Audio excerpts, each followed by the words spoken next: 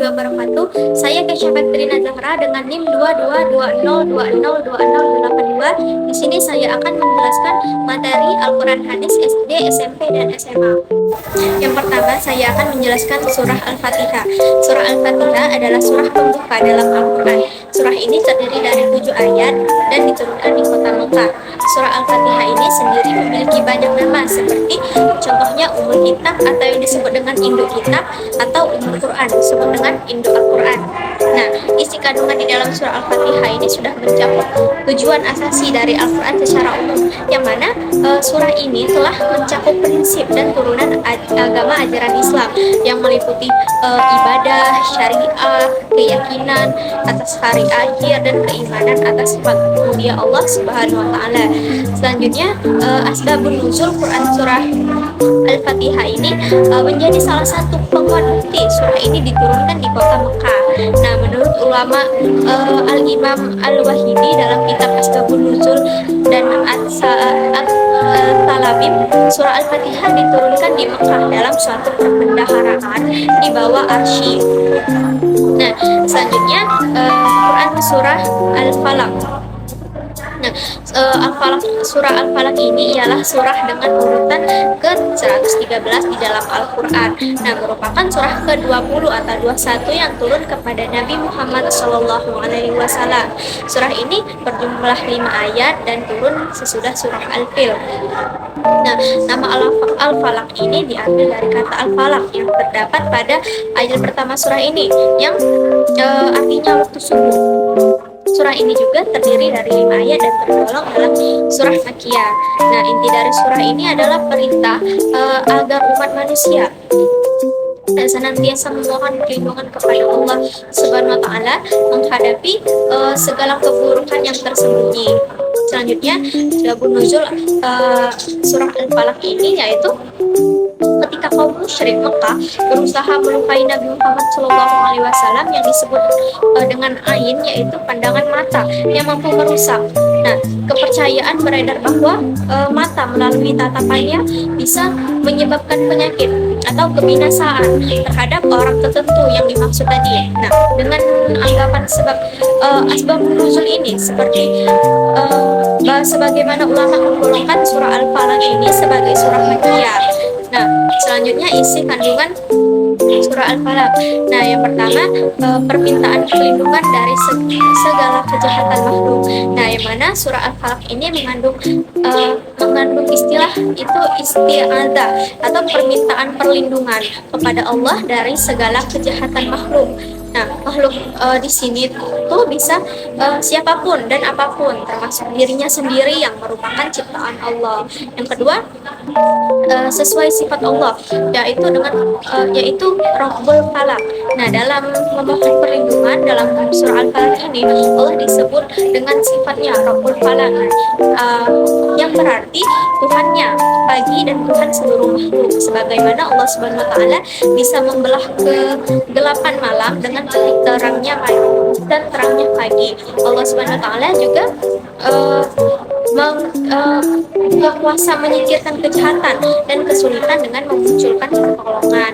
Yang ketiga, yaitu permintaan perlindungan dari kejahatan waktu malam dan sihir. Dan surah Al-Falaq ini juga mengandung isti'adzah kepada Allah dari kejahatan di waktu malam. Nah, kejahatan sihir dan kejahatan orang-orang yang hasad. Nah, meskipun ketiga kejahatan ini termasuk dalam kejahatan makhluk Allah atau yang disebut dengan syarimah khalaq, ketiganya memerlukan perhatian khusus sehingga disebutkan lebih rinci. Selanjutnya, surah Al-Kafirun. Surah Al-Kafirun menjadi salah satu surah dalam Al-Quran yang perlu kita pahami kandungannya. Surah ini merupakan surah ke-109 dalam susunan mushaf Al-Quran dan diturunkan di kota Mekah setelah surah Al-Ma'un, tepatnya saat sebelum Nabi Muhammad SAW melakukan hijrah ke Madinah. Sebab itu surah Al-Kafirun tergolong dalam surah Makkiyah. Dinamakan Al-Kafirun karena surah ini berkaitan dengan seruan kepada orang-orang kafir. Nah, surah Al-Kafirun ini juga yang disebut dengan artinya orang-orang kafir. Selanjutnya asbabun nuzul surah Al-Kafirun. Nah, surah Al-Kafirun ini turun sebagai tanggapan terhadap usulan dari orang-orang Quraisy kepada Rasulullah Shallallahu Alaihi Wasallam untuk melakukan kompromi dalam agama. Mereka mengajak Rasulullah Shallallahu Alaihi Wasallam ini untuk menyembah Tuhan yang mereka sembah secara bergantian. Nah, satu tahun menyembah Allah bersama Rasulullah, dan tahun berikutnya Rasulullah menyembah berhala bersama mereka. Nah, dalam surah ini diturunkan untuk menolak tawaran mereka dengan tegas. Rasulullah Shallallahu Alaihi Wasallam diperintahkan untuk menyatakan bahwa dia tidak akan menyembah berhala yang akan mereka sembah, dan mereka pun tidak akan menyembah Allah Subhanahu wa Ta'ala yang dia sembah. Nah, surah ini diakhiri dengan pernyataan bagimu agamamu dan bagiku agamaku. Selanjutnya isi kandungan surah ini yaitu yang pertama, menolak dengan tegas ajakan kaum kafir Quraisy untuk menyembah berhala walau sesaat dan dengan tujuan apapun. Yang kedua, menunjukkan perbedaan sesembahan dan ibadah yang dilakukan kaum muslimin dengan orang-orang selain mereka. Yang ketiga, menegaskan bahwa tidak ada kompromi dalam perkara agama dan akidah. Nah, selain itu juga tidak diperbolehkan pula memadukan dua akidah yang berbeda. Selanjutnya surah Al-Ma'un. Surah Al-Ma'un ini diturunkan di kota Mekah sesudah surah At-Takatsur. Nah, nama surah ini diambil dari kata Al-Ma'un yang diambil pada ayat terakhir. Surah Al-Ma'un menegaskan pentingnya kepedulian sosial, khususnya dalam membantu fakir miskin dan memberikan zakat. Surah ini mengkritik tentang sikap egois dan tidak peduli terhadap sesama, terutama oleh orang-orang yang memiliki banyak harta, dengan menekankan pentingnya memberikan bantuan dan pertolongan dalam berbagai bentuk kesulitan. Surah ini mengajarkan nilai-nilai solidaritas, kebaikan, dan ketaatan kepada Allah Subhanahu wa Ta'ala. Melalui ayat-ayat ini juga, surah ini mengingatkan umat Islam untuk tidak hanya fokus kepada kekayaan materi, tetapi juga untuk selalu memperhatikan dan membantu orang-orang yang membutuhkan sebagai bagian integral dan dari praktik keagamaan yang benar. Selanjutnya isi kandungan surah ini yaitu kandungan surah ini secara garis besar menggambarkan sifat manusia yang mendustakan agama dan ancaman bagi orang yang lalai dalam sholat serta bersikap riya, yaitu melakukan perbuatan bukan untuk mencari keridhaan Allah Subhanahu wa Ta'ala, tetapi untuk mencari pujian atau kemasyhuran di masyarakat. Selanjutnya asbabun nuzul Quran surah Al-Ma'un ini. Nah, pada ayat 4-7 diriwayatkan oleh Ibnu Munzir dan Tariq bin Ali bin Tollah bahwa turunnya surah ini berkenaan dengan sikap orang-orang yang munafik yang suka memperlihatkan sholat atau disebut dengan riya tadi. Nah, kepada orang-orang yang beriman dan meninggalkannya bila tidak ada yang melihatnya. Surah Al-Anfal ayat ke-72. Surah Al-Anfal ayat ke-72 ini Allah Subhanahu wa Ta'ala menunjukkan kasih sayangnya kepada kaum Muhajirin dan Ansor. Nah, karena kaum Muhajirin hijrah meninggalkan Mekah untuk menjaga keimanan mereka dari tindasan rakyat Mekah yang menolak dakwah Islam, dan kaum Ansor adalah para penduduk Madinah yang telah memeluk agama Islam. Selanjutnya, sebab turunnya ayat ini yaitu dalam sebuah hadis riwayat Ibnu Jarir dan Abu Shaykh diceritakan seorang laki-laki bertanya kepada Nabi Muhammad SAW, apakah kita boleh memberikan harta warisan kepada keluarga kita yang musyrik atau menerimanya dari mereka? Nah, sebagai jawaban atas pertanyaan pria itu, Allah menurunkan surah Al-Anfal ayat ke-72 ini. Selanjutnya, isi kandungan surah Al-Anfal ayat 72 ini yang pertama, antara kaum Muhajirin dan kaum Ansor saling melindungi, hidup berdampingan dan saling tolong-menolong. Yang kedua, kaum Muhajirin dan kaum Ansor berjihad dengan harta dan jiwanya atas dorongan keimanan kepada Allah Subhanahu wa Ta'ala. Yang ketiga, Allah Subhanahu wa taala Maha melihat dan mengetahui apa yang dilakukan oleh hambanya. Selanjutnya, Quran Surah Al-Hujurat ayat 12. Nah, Surat Al-Hujurat ayat 12 ini menjelaskan tentang perintah untuk menjauhi prasangka buruk dan menggunjing orang lain. Nah, Islam melarang kaum mukmin menjauhi ghibah dan mencari-cari keburukan orang lain karena ancamannya sangat dahsyat.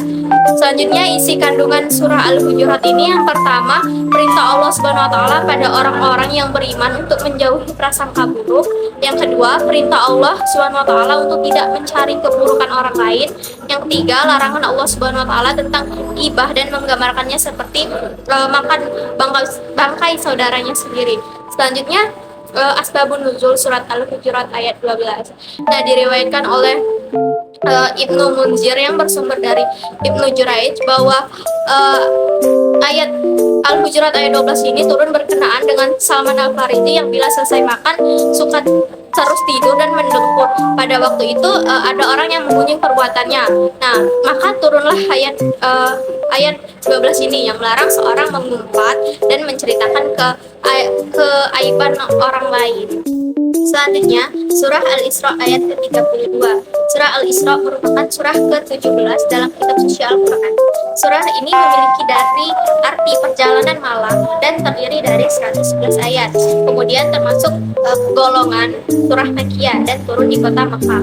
Dalam surah Al-Isra ini, ayat 32, Allah Subhanahu wa taala melarang kepada semua hambanya untuk melakukan perbuatan zina karena itu merupakan perbuatan yang keji dan dapat merusak kehormatan hubungan rumah tangga dan dapat menyebabkan perbuatan buruk lainnya.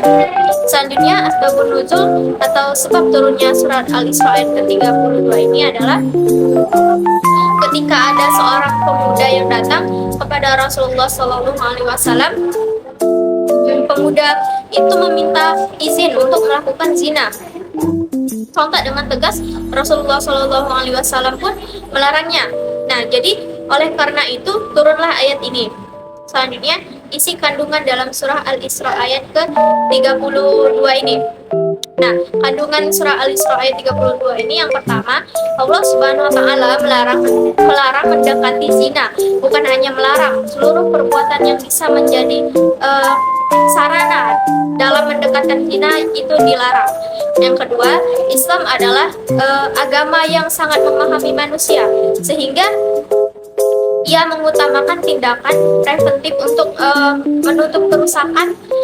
Larangan mendekati zina. Nah, larangan mendekati zina ini adalah tindakan preventif agar manusia tidak terjerumus ke perzinaan. Selanjutnya, Quran Surah An-Nur ayat 2. Nah, dalam Surah An-Nur ayat 2 ini menegaskan tentang hukuman bagi pezina, baik laki-laki maupun perempuan. Nah, dalam Islam sudah dijelaskan tadi sama dengan Surah Al-Isra tadi. Dalam Islam perbuatan zina ini dikategorikan ke dalam hukuman hudud, yakni hukuman yang menjadi hak Allah Subhanahu wa taala.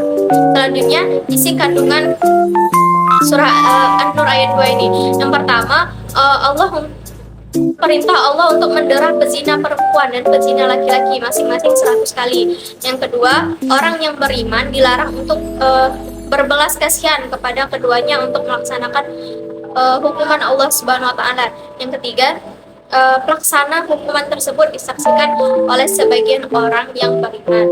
Selanjutnya, asbabun nuzul Quran surah An-Nuh ayat 2.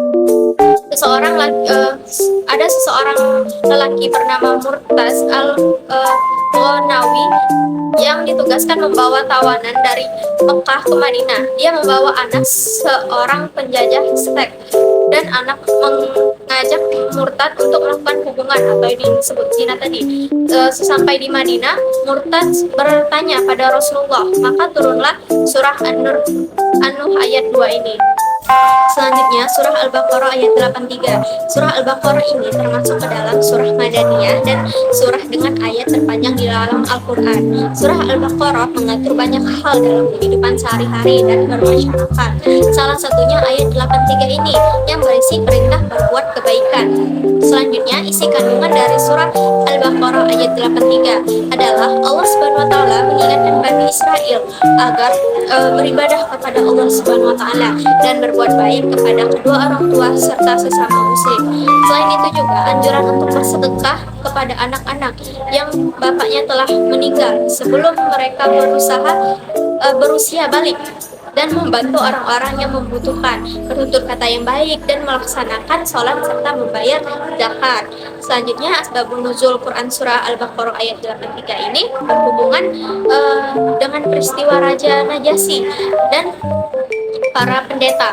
Nah, ketika mereka mendengar ayat Al-Quran ini dibaca di hadapan mereka, melelehlah air mata mereka karena yakin dan percaya bahwa isi kandungan ayat-ayat tersebut.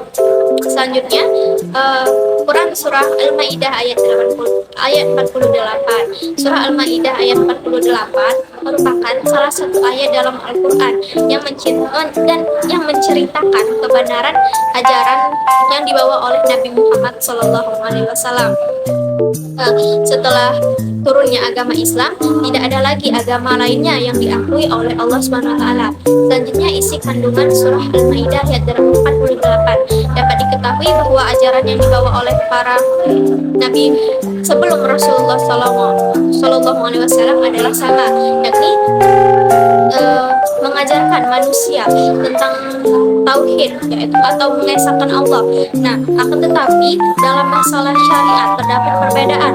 Nah, karena bagi masing-masing umat ditetapkan syariatnya sendiri. Nah, kemudian ayat ini lebih lanjut menjelaskan bahwa dengan turunnya Al-Quran kepada Nabi Muhammad SAW, maka aturan yang berlaku dalam kitab-kitab terdahulu menjadi tertolak.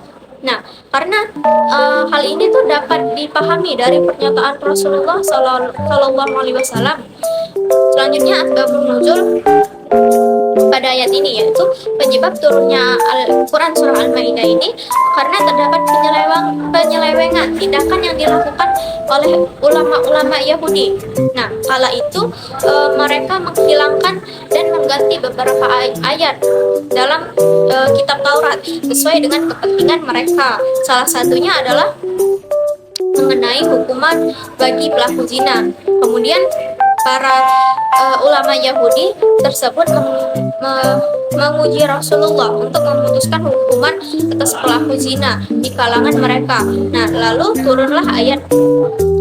turunlah surah Al-Maidah ayat 48 ini, dan pada saat itu juga Nabi memberikan putusan hukuman pada pelaku zina dan menggunakan hukum yang terdapat di dalam kitab Taurat.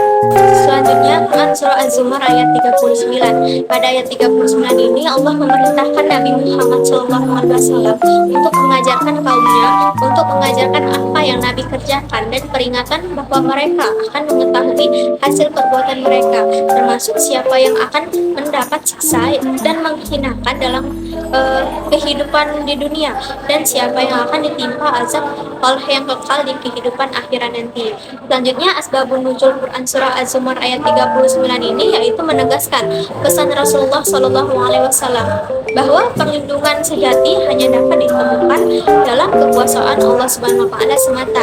Tidak ada yang mampu melindungi seseorang dari azab Allah kecuali Allah sendiri. Nah, ini adalah panggilan kepada orang-orang yang mencari perlindungan di tempat-tempat yang tidak layak. Nah, untuk kembali kepada Allah, sumber kekuatan yang sejati dan satu-satunya.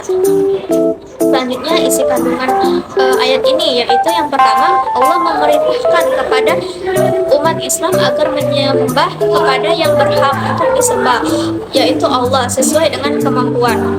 Yang kedua, semua jenis ibadah yang mampu dilakukan oleh manusia hendaklah dilakukan secara ikhlas karena Allah.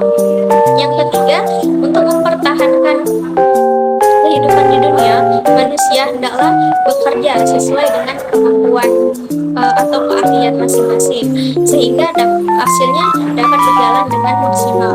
Selanjutnya, Quran surah At-Taubah ayat 105. Pada ayat ke-105 ini dalam surah At-Taubah, Allah telah memerintahkan kepada Rasulnya agar menyampaikan kepada umatnya bahwa ketika mereka telah mengerjakan amal-amal soleh, maka Allah dan Rasulnya serta orang-orang mukmin lainnya akan melihat dan menilai amal-amal tersebut, dan mereka juga akan dikembalikan ke alam akhirat, serta mereka akan diberikan ganjaran-ganjaran atas amal yang mereka kerjakan selama hidup di dunia. Selanjutnya isi kandungan ayat ini, yaitu yang pertama perintah untuk beramal dan bekerja, yang kedua pengawasan Allah Subhanahu wa taala, yang ketiga perhitungan amal di akhirat, yang keempat yaitu pentingnya kesungguhan dan keikhlasan. Selanjutnya asbabun nuzul atau sebab turunnya ayat ini, yaitu peristiwa ini terjadi pada waktu kaum Quraisy mengadakan perjanjian gencatan senjata dengan Rasulullah SAW di Hudaybiyah. Nah, termasuk suku Huzanah yang menjadi sekutu Rasulullah. Nah, pada saat itu antara suku Huza'ah dan Bani Bak masih berlangsung peperangan. Sedang kaum Quraisy secara diam-diam tetap membantu Bani Bakar tadi. Nah, sehingga turunlah ayat ini yang memerintahkan kaum mukmin agar menggempur kaum Quraisy yang telah melanggar perjanjian itu. Terima kasih. Wassalamualaikum warahmatullahi wabarakatuh.